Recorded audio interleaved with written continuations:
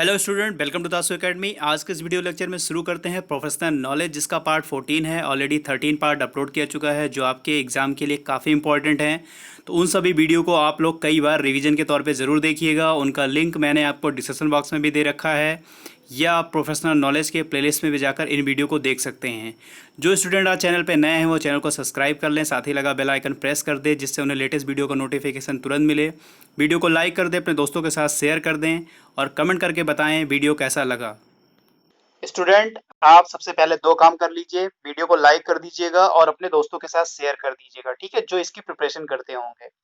देखिए, पहला क्वेश्चन है, can conviction be based on retracted confession. ठीक है, कन्फेशन एक अपने आप में एक वर्ड है। कौन सा वर्ड है ये? कि जब कोई इंसान, ठीक है, किसी अथॉरिटी या कोर्ट के सामने अपने जुर्म कबूल कर लेता है तो उसे हम लोग कन्फेशन बोलते हैं। लेकिन जब वही अपना जुर्म जो उसने कबूल किया होता है ना, अगर उससे वो मुकर जाता है तो उसे हम रिट्रैक्टेड कन्फेशन बोलते हैं। ठीक है, तो यहाँ पे उसी पे क्वेश्चन बेस्ड है कि क्या कन्वेंशन रिट्रैक्टेड कन्फेशन पर आधारित हो सकता है? क्या रिट्रैक्टेड कन्फेशन के आधार पे किसी को सजा दी जा सकती है? एस, नो, या किसी सर्टेन केसेस में, या इधर वन और टू, या इधर वन और थ्री। ठीक है, तो इसमें से आंसर होगा only in certain specific cases. क्योंकि देखिए, अगर किसी इंसान ने किसी जुर्म को कबूल किया है और बाद में वो मुकर जा रहा है, तो उस बेस पे हम किसी को पनिश नहीं कर सकते हैं। ठीक है, पनिश नहीं कर सकते हैं। लेकिन जैसे अगर रिट्रैक्टेड कन्फेशन किसी ने किया है, ठीक है, जुर्म पहले मतलब उसने कबूल किया था जज साहब के सामने और फिर बाद में मुकर गया है, तो अगर उसका जो जुर्म है ना, अगर वो किसी चीज को सपोर्ट करता है, जैसे एग्जांपल, ए ने कहा कि मैंने बी को, ठीक है, ग्लास तोड़कर, यानी उनके कांच के मतलब ग्लास को तोड़कर मैंने बी को पेट में मतलब ग्लास से मारा है, ठीक है, जान से मारा है, उसने कहा। ये उसने कबूल किया। उसके टुकड़े उसमें पाए गए और उसके और भी टुकड़े जो है वहां पड़े मिले। तो जब जो इन्वेस्टिगेशन ऑफिसर गया तो वो जो ग्लास था, उस ग्लास से उसकी एविडेंस की मैचिंग हुई। ठीक है, तो यहाँ पे अगर वो मुकर रहा है ना, रिट्रैक्ट कर रहा है, तो भी वो पनिश किया जाएगा। तो आई थिंक इसे आप समझ गए होंगे। ठीक है, तो कुछ सर्टेन केसेस होते हैं जिसमें हम रिट्रैक्टेड कन्फेशन के आधार पे भी हम उसे पनिश कर सकते हैं। एक बहुत ही इंपॉर्टेंट केस आया था, state of Maharashtra, Maharashtra versus P K Pathak का। पीके पाठक, इसी केस में बताया गया था कि अगर रिट्रैक्टेड कन्फेशन में कोई चीज सपोर्ट करती हो, जैसे उस इन्वेस्टिगेशन ऑफिसर का जो मतलब इंक्वायरी थी, जांच थी, उसने सपोर्ट किया कि वो जो ए ने बी के पेट में शीशे ग्लास तोड़कर मारे थे उसके टुकड़े बरामद हुए हैं, ठीक है, उस पर उनके फिंगरप्रिंट निशान मिले हैं, तो अगर वो मुकर रहा है, ठीक है, तो भी वो पनिश किया जाएगा। तो आई होप इसे आप समझ गए होंगे, और काफी अच्छा सा क्वेश्चन इस पे पूछा जाता है। तो ये चीजें आपको पता होनी चाहिए कि रिट्रैक्टेड कन्फेशन में क्या किसी को कन्विक्ट किया जा सकता है। तो कुछ सर्टेन केसेस होते हैं उनमें किया जा सकता है, और वो जो उस कन्फेशन को सपोर्ट करते हैं, जो वो रिट्रैक्ट किया है ना उसे सपोर्ट करते हो, तो उन कंडीशन में जो है, उन कन्फेशन में उसे पनिश किया जा सकता है। Which of the following statement is not true with regard to Clayton rule. ठीक है, क्लेंटन रूल से काफी बार क्वेश्चन पूछे गए हैं एग्जाम में, और हमेशा क्लेंटन रूल से क्वेश्चन पूछे जाते हैं और हमेशा एग्जाम में आते हैं। यानी क्लेंटन के नियम से संबंध में निम्न में से कौन सा इसमें से सही नहीं है? ठीक है, तो क्लेंटन रूल इवोल्व्ड इन देवानी वर्सेस नोबेल, क्या ये सही है? नोबेल देवानी वर्सेस नोबेल का केस जो था वो क्लेंटन रूल से इन्वोक था, क्या ये सही है? It is based on the legal fiction that if an account is in credit, the first sum paid in will also be the first to be drawn out, ये सही होगा। If the account is drawn overdrawn, a payment is in located to the earliest debit on the account which caused the account to be overdrawn. All the three statement are correct, या only one or two correct? तो क्लेंटन rule के संबंध में देखिए, सबसे पहला option तो सही है, क्योंकि देवानी वर्सेस नोबेल के केस में क्लिंटन रूल इन्वॉल्व था, ठीक है, उसको वहां उसी से इन्वॉल्व है, तो ये पहला ऑप्शन सही है। प्लस दूसरा जो कह रहा है it is based on the legal fiction, ये लीगल फिक्शन में बेस्ड था। If an account is a credit, ठीक है, ये भी आपका बिल्कुल सही है। The first sum paid in will also be the first to be drawn out, तो दूसरा भी सही है। यानी एक और दो दोनों ऑप्शन सही है, ठीक है, ये भी सही है और ये भी सही है। और ये कैलेंडर रूल डिफाइन कहाँ पे है, तो आप जब पढ़ेंगे इंडियन कॉन्ट्रैक्ट एक्ट सेक्शन 1872 का सेक्शन, जब आप 59 टू 61 ये पूरा पूरा कैलेंडर रूल पे बेस्ड है। इंडियन कॉन्ट्रैक्ट एक्ट 1872 का 1872 का इंडियन कॉन्ट्रैक्ट एक्ट का सेक्शन 59 टू 61 जब आप पढ़ेंगे तो यहाँ पे total depend on calendar rule पे ये पूरा सेक्शन है। तो ये आप जरूर पढ़िएगा, यहाँ से क्वेश्चन पूछा जाता है इसके संबंध में। तो देवरानी वर्सेस नोबेल में इन्वॉल्व था, और दूसरा ये द जो इसका first sum paid will also वाला जो ये ऑप्शन है ये भी सही है। तो ये दोनों ऑप्शन सही हैं, 1 और 2 बोथ। स्टूडेंट ये क्वेश्चन काफी इंपॉर्टेंट है, अगर आप फाइनेंशियल अवेयरनेस के अकॉर्डिंग देखें तो भी इम्पोर्टेंट है, या प्रोफेशनल नॉलेज के अकॉर्डिंग देखें तो भी इम्पोर्टेंट है। इन दोनों के अकॉर्डिंग ये क्वेश्चन काफी इंपॉर्टेंट है। क्वेश्चन को देखते हैं और आंसर आप लोग कमेंट बॉक्स में जरूर बताइएगा। According to which section of the Information Technology Act 2000, ठीक है, सूचना प्रौद्योगिकी अधिनियम 2000 जो है, the Ministry of Information has recently banned a total number of 59 Chinese app, ठीक है, 59 चाइनीज ऐप को बैन कर दिया गया है सेंट्रल गवर्नमेंट के द्वारा। In view of the emerging nature of threats, using the power under the provision related to blocking the use of information, कहने का मतलब है कि जो हमारा आईटी एक्ट 2000 है उसके अनुसार, उसके किस धारा के अनुसार ये मतलब ये 59 बैन जो ऐप हैं चीन के ना वो बैन किए गए हैं। तो किस एक्ट, मतलब ये जो एक्ट है इसके किस सेक्शन के द्वारा ये बैन किया गया है, ठीक। और बैन क्यों किया गया है, तो आपको पता है सरकार ने कहा था कि जो है कि सूचना के उपयोग को अवरुद्ध करने से संबंधित प्रावधानों के तहत शक्तियों का प्रयोग कर खतरों की उभरती प्रकृति को देखते हुए काफी इसका मिसयूज सरकार बता रही थी कि जो यहाँ का डेटा है वो डेटा अदर कंपनी को ट्रांसफर कर दिया जाता था। तो बहुत सारी चीजें थी, उनको देखते हुए ये 59 चाइनीज ऐप को जो है तत्काल बैन कर दिया गया है। तो वो किस आईटी एक्ट के किस सेक्शन में बैन किया गया है ये आपको कमेंट बॉक्स में बताना है, ठीक है।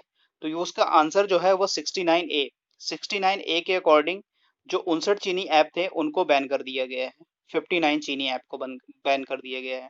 अब हम आईटी एक्ट को जो का सेक्शन जो 69A है ना उसको क्या कहता है, पहले हिंदी में सुन ले। क्या कहता है, किसी कंप्यूटर संसाधन के माध्यम से किसी सूचना की सार्वजनिक पहुंच के लिए अवरोध के लिए निर्देश जारी करने की शक्ति, ठीक है, ये कहा गया है।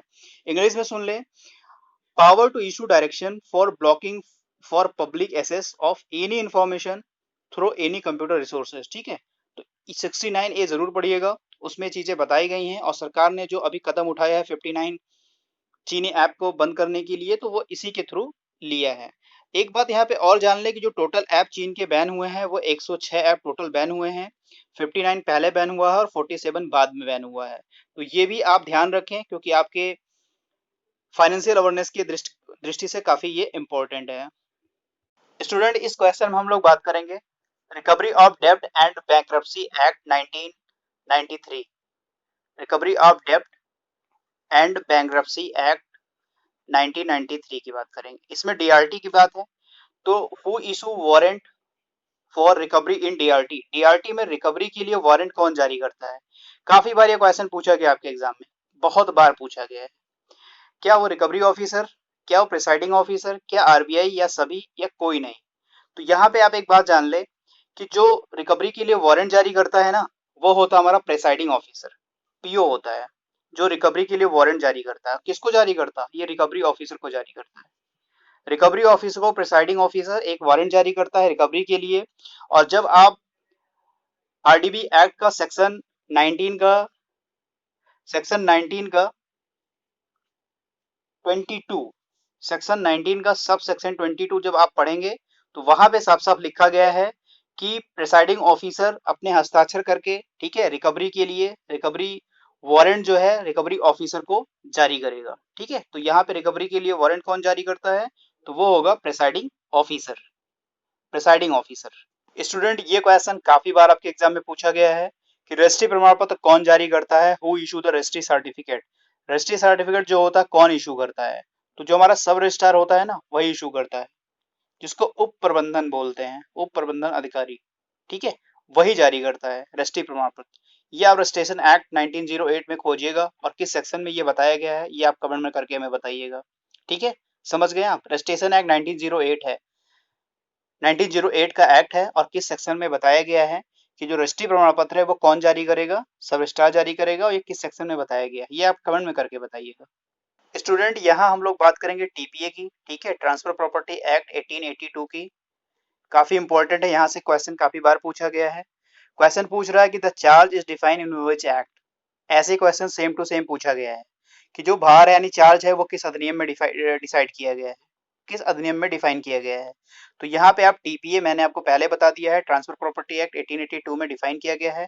किस सेक्शन में डिफाइन किया गया है, तो ये सेक्शन है 100, ठीक है। 100 सेक्शन में जो है चार्ज को डिफाइन किया गया है। और चार्ज होता क्या है, ठीक है, जैसे बाय द वे आपका ये मकान है और आपने ये मकान बी को बेच दिया है, ठीक है, बी को सेल कर दिया है।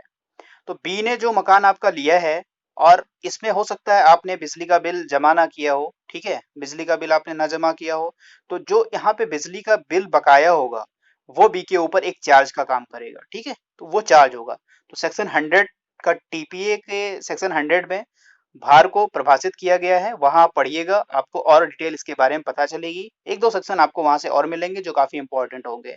तो सर्च जरूर किया करिए और कमेंट भी जरूर किया करिए, दोनों काम किया करिए। स्टूडेंट ये भी क्वेश्चन आपके एग्जाम में काफी बार पूछा गया है। ये क्वेश्चन आपका कॉन्ट्रैक्ट एक्ट 1872 का, ठीक है, काफी इंपॉर्टेंट है और यहाँ से क्वेश्चन काफी बार पूछा गया है। इसमें एक दो इलस्ट्रेशन भी है जो आपसे काफी बार पूछे जाते हैं, तो वो भी मैं आपसे यहाँ डिस्कस करूंगा। कैन अनसाउंड माइंड, ठीक है, क्या एक पागल व्यक्ति है जो मतलब स्वस्थ नहीं है, person contract at a sound mind time, मतलब एक पागल व्यक्ति क्या जब वो साउंड माइंड है यानी स्वस्थ समय पर संविदा कर सकता है, ठीक है। एक पागल व्यक्ति है, अनसाउंड माइंड व्यक्ति है, ठीक है, तो क्या वो संविदा कर सकता है, आज वो ठीक हो गया है, कर सकता है या नहीं? आप कमेंट में आंसर करिए पहले। बिल्कुल कर सकता है, ठीक है। अगर एक पागल व्यक्ति है और वो स्वस्थ समय पर संविदा कर रहा है तो वो बिल्कुल सही है और वो वैलिड होगी, ठीक है, वैलिड संविदा होगी, वैलिड कॉन्ट्रैक्ट होगा, ठीक है। लेकिन एक इलिस्ट्रेशन यहाँ पे और है, एक व्यक्ति है जो साउंड माइंड है, साउंड माइंड है, ठीक है, हमेशा साउंड माइंड रहता है, बट जब उसे कॉन्ट्रैक्ट करना है, नहीं संविदा करना है, तो वो अनसाउंड माइंड हो जाता है। तो क्या वो कर सकता है? नहीं, तो वो कॉन्ट्रैक्ट नहीं कर पाएगा। यहाँ पे दो चीजें हैं, एक पहले वो साउंड माइंड है, ठीक है, फिर वो अनसाउंड माइंड हो जाता है, तो फिर वो संविदा कर पाएगा? नहीं कर पाएगा। बट वो अनसाउंड माइंड है और फिर वो संविदा के टाइम पे साउंड माइंड हो गया है यानी वो ठीक हो गया है, वो कॉन्ट्रैक्ट कर रहा है, तो वो क्या कॉन्ट्रैक्ट वैलिड माना जाएगा? बिल्कुल। ये सेक्शन 12 में आपको बताया गया है। जब आप सेक्शन 12 पढ़ेंगे, ठीक है, सेक्शन 12 कॉन्ट्रैक्ट एक्ट का, वहां पे ये चीजें आपको पूरी तरीके से बताई गई हैं और वहां पे आप पढ़ के बिल्कुल और अच्छे से समझिएगा, आपको और अच्छे से समझ में आएगा, क्योंकि ये क्वेश्चन काफी इंपॉर्टेंट है आपके एग्जाम के पर्पज से। What is the suit filed to get a decree of the right to be completely deprived of the, यानी बंधक रखी गई संपत्ति की मोचन से पूरी तरह वंचित करने के अधिकार की डिक्री प्राप्त करने के लिए जो हम सूट फाइल करेंगे उसे हम क्या बोलेंगे? उसे हम बोलेंगे सूट फॉर रिडेम्पशन। यानी हम मोचन यानी उसको पूरी तरह छुड़ाएंगे ना, सूट फॉर रिडेम्पशन होता है, रिडेम्पशन के लिए हम लोग वाद दायर करेंगे, ठीक है। ये मुझे बताइए कि जो सूट फॉर रिडेम्पशन है वो किस सेक्शन में है, ये मैं आपको पहले बता चुका हूँ।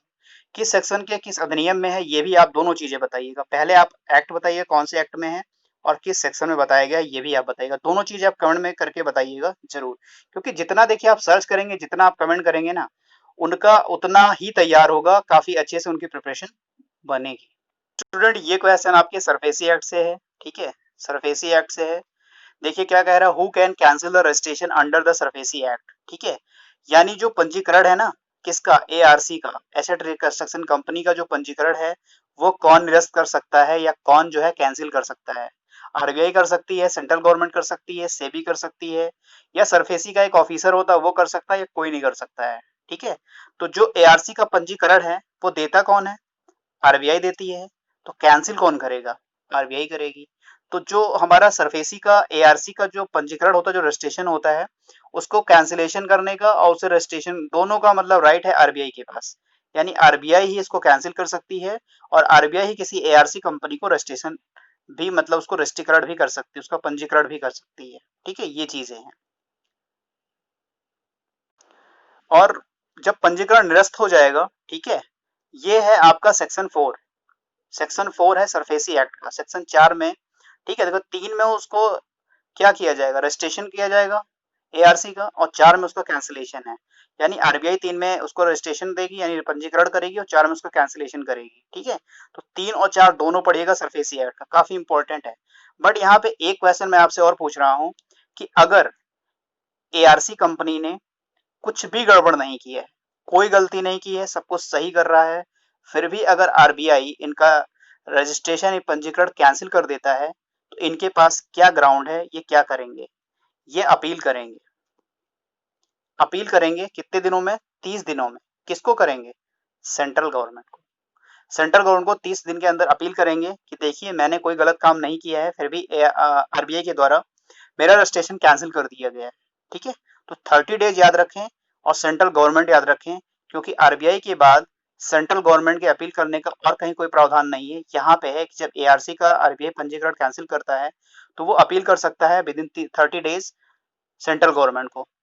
स्टूडेंट, ये क्वेश्चन हमारे संविधान से है, और मैंने आपसे कई बार बताया है कि संविधान से जब पूछे जाते हैं तो 6 से 7 क्वेश्चन हमेशा पूछे जाते हैं, अगर नहीं पूछे जाएंगे तो सिर्फ 1 से 2 क्वेश्चन पूछे जाएंगे। तो काफी इजी पूछे जाते हैं, 6-7 हो या 1-2 हो, तो हर तरह में हर तरह का जो क्वेश्चन है वो काफी इजी ही पूछा जाता है। बट संविधान से क्वेश्चन आपके एग्जाम में आते ही आते हैं। यहाँ पूछ रहा है कि which article of the constitution has adjustment in relation to certain expenses and pension, यानी संविधान का कौन सा वो अनुच्छेद है जहाँ पे कुछ व्यय और पेंशनों के संबंध में समायोजन बताया गया है। तो वो है आर्टिकल 290। आर्टिकल 290 में ये बताया गया है, ठीक है।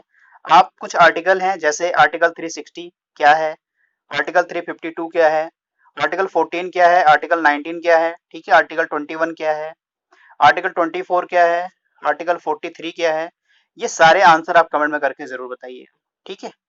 तो आज की वीडियो में बस इतना ही, मिलता है नेक्स्ट वीडियो में। God bless you to all, thank you for watching. Video को लाइक कर दीजिएगा, अपने दोस्तों के साथ शेयर कर दीजिएगा, और चैनल को जो नए लोग होंगे ना वो सब्सक्राइब कर लेंगे।